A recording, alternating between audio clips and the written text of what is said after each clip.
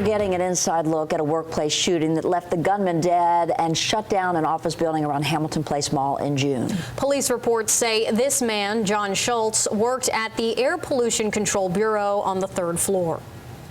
He was told he couldn't work from. He was supposed to have a surgery, and he was told he couldn't work from home, and that upset him. That's the 911 call from one of the co-workers who says Schultz pointed a gun at her. A police report says Schultz also pointed a gun at his boss and pulled the trigger several times, but the gun misfired. Investigators later determined one of those weapons was a BB gun. Well, Schultz then went out of the office and shot and killed himself. And tonight, News Channel 9's Latricia Thomas investigates the confusion and roadblocks that police encountered when they tried to help those people inside the CBL building. One of the first reports that came out about this shooting from the medical examiner said police had to force their way inside the CBL building because it was on lockdown. Once they got there, you can see the glass that they had to break in that exterior door. After months of open records requests, we can now show you what that looked like for officers trying to get inside to the threat. Oh my gosh, one of our coworkers has a gun. The calls for help came in one after another. There's an active shooter. As a gunshot rang out on the 3rd floor of this CBL office building near Hamilton Place Mall in June. Hey, which building, do you know? Through months of open records requests, we obtained 911 calls. I just heard people screaming.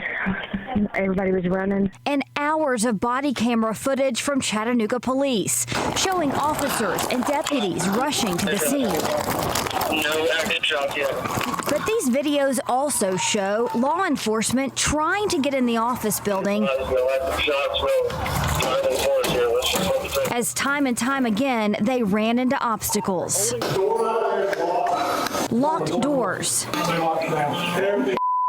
Elevators that don't move. Elevator's not working. Keys that can't be found. We need a key to the stairs. Look at this timestamp. This officer's body cam shows he first tries to get in the exterior door at 2:11 p.m. You can't get in anywhere. They look for a way to get up to the 3rd floor where the shooter is.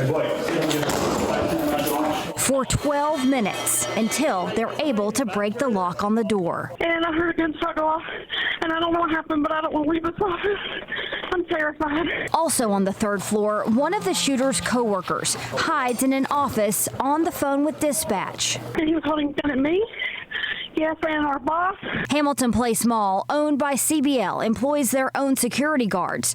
You can hear dispatchers talking to one guard in the building next door. We're about to have officers roll up in just a second, okay? Okay. Are they able to get in where they come in? If you're locking it down, can somebody have... I don't know. Okay, that's okay. They reach out to a different security guard, trying to find a way to get help inside.